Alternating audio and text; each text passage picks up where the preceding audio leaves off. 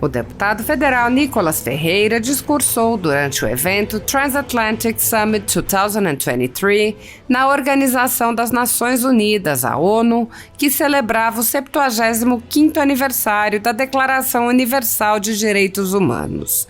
Em seu discurso, o deputado lembrou que recebeu 1,5 milhão de votos e explicou: "Estou aqui para alertar vocês sobre o que está acontecendo em meu país." Nicolas disse: "A esquerda voltou ao poder na presidência do Brasil este ano, mas esteve no poder nas universidades, na imprensa e na cultura há décadas." O deputado citou a frase de Stalin que dizia que a América colapsaria por si própria se o tripé patriotismo, moralidade e espiritualidade fosse rompido e comentou: "Eles conhecem o segredo há muitos anos e usaram todos os meios possíveis para atingir seus objetivos." Nicolas disse: "Estamos vendo o mundo desabar diante dos nossos olhos e vamos simplesmente assistir? Não. Nós não somos escravos de ninguém. Nossa liberdade foi conquistada com muito suor e sangue e seria muito ingênuo acreditar que não lutaríamos para mantê-la com suor e sangue." O deputado citou Olavo de Carvalho: "O mundo seria um lugar muito melhor se não houvesse tantas pessoas prometendo melhorá-lo." E apontou como a citação se aplica a ativistas como Greta Thunberg e Leonardo DiCaprio, que disseram estar preocupados com a Amazônia para apoiar Lula, e agora, quando a Amazônia está queimando, desaparecem. Nicolas Ferreira alertou: "Se não nos levantarmos na vida pública, nossa vida privada estará e está em perigo." Ele lembrou a importância de formar novas lideranças com valores, exemplificando: "Novos juízes que honrem a magistratura e façam justiça, diferente dos ministros da Suprema Corte Brasileira que traíram o povo brasileiro e perseguiram seus opositores políticos." No Brasil, a ditadura da toga segue firme. O país tem hoje presos políticos e jornais, parlamentares e influenciadores censurados. A Folha Política tem toda a sua receita, gerada desde 1º de julho de 2021, confiscada por uma canetada do ministro Luiz Felipe Salomão, ex-corregedor do TSE, com aplauso e o respaldo dos ministros Luiz Roberto Barroso, Alexandre de Moraes e Edson Fachin. Todos os rendimentos de mais de 28 meses de trabalho do jornal estão sendo retidos sem justificativa jurídica. Anteriormente, a Folha Política teve sua sede invadida e todos os seus equipamentos apreendidos a mando do ministro Alexandre de Moraes. Mesmo assim, a equipe continuou trabalhando como sempre, de domingo a domingo, dia ou noite, para trazer informação sobre os 3 poderes e romper a espiral do silêncio imposta pela velha imprensa, levando informação de qualidade para todos os cidadãos e defendendo os valores, as pessoas e os fatos excluídos pelo mainstream, como o conservadorismo e as propostas de cidadãos e políticos de direita.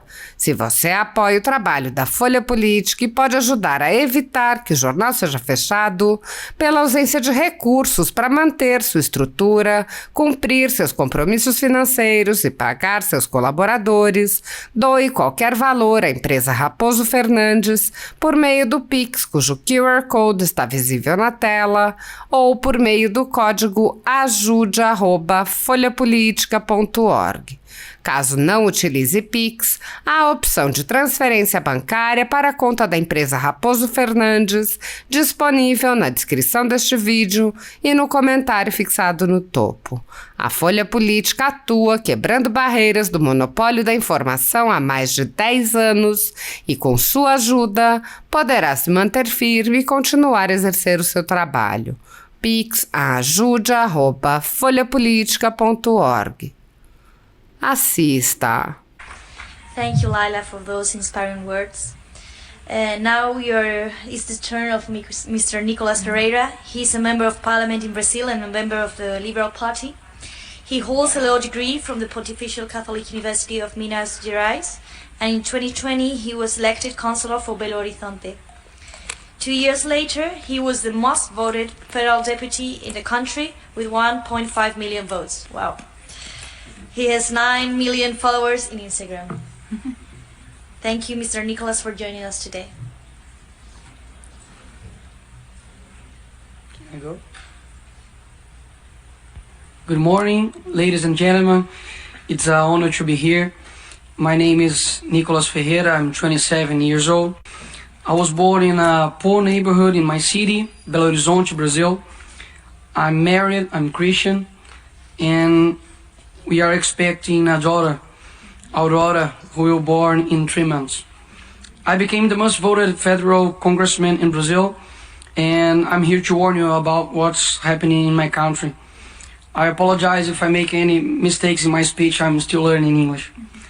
The left returned to power in the presidencies of Brazil this year, but it has had the power of universities, media, and culture for decades.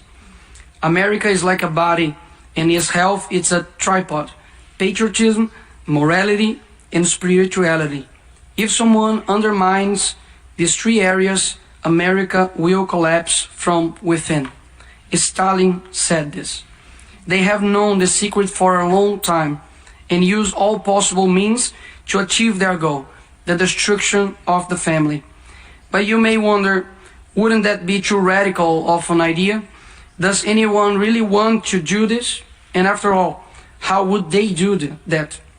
First, they destroy the sense of reality. There is no longer right and wrong, good or bad. Everything is relative. When they say that, why then say that men exist? Women, aren't they concrete concepts? Therefore, they must be abolished. Then they move on stage number 2, the destruction of identity. If you are nothing, then everything can be everything. Therefore, they will destroy your identity as a person. Young people no longer know what or who they are. They are carried away by any wind of doctrine and cling to what is fashionable. They tell you, dress like this, use this type of language, and finally, live like this. It is the generation most lacking in good references that has ever existed. After all, the left replaced Jesus with a Black Lives Matter activist and exchanged the cross, which represents injustice, against an innocent person for symbols that represent nothing other than selfishness of activism itself. By the way, the rainbow is not yours, but ours. Read the Bible and you'll find out.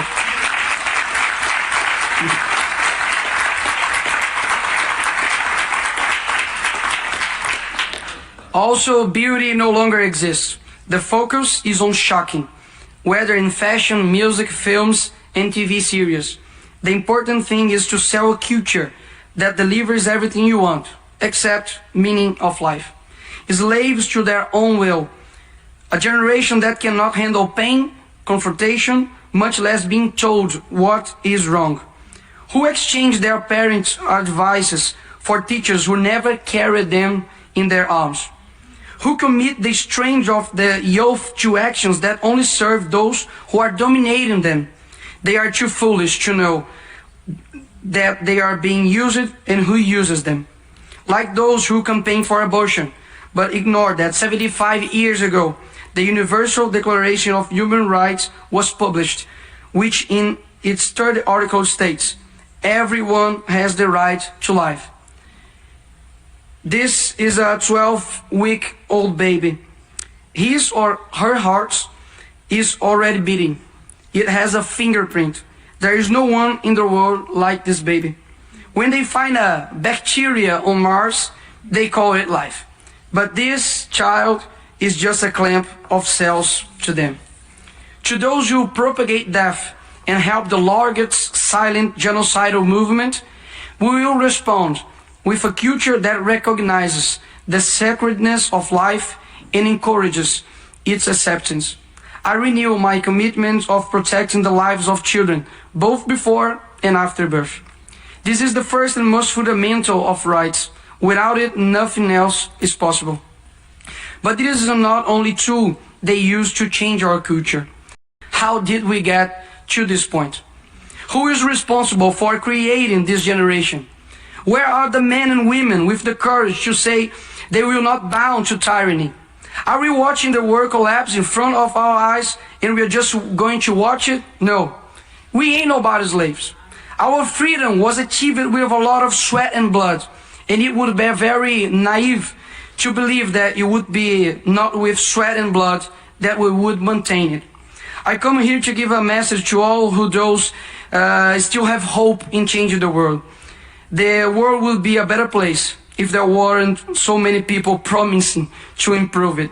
It's a quote from philosopher Olavo de Carvalho, and that fits perfectly with Greta and Leonardo DiCaprio, for example, that supported our socialist president called Lula, a thief that should be in jail, and now we have Amazonia with the worst fire in 15 years, and they are just in silence and disappeared.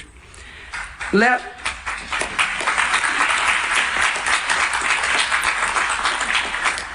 us first be the change.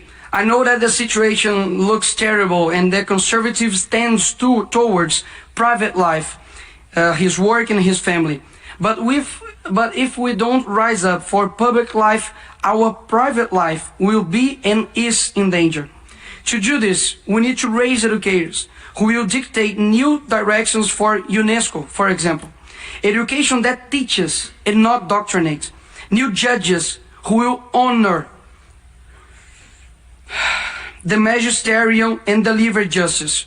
And not like some of Brazil's Supreme Court who have betrayed the Brazilian people and persecuted their political opponents. New teachers who will use the classroom to train students and not activists.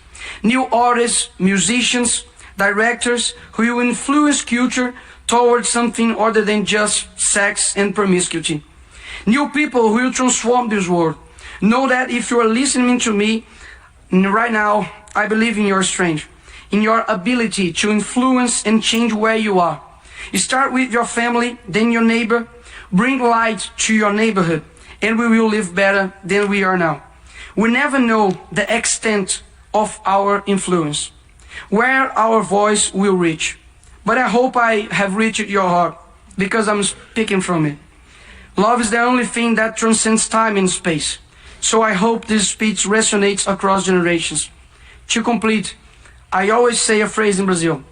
The present is theirs, but the future is ours. But I hope that one day I'll say, the present is ours, and so is the future. Thank you very much.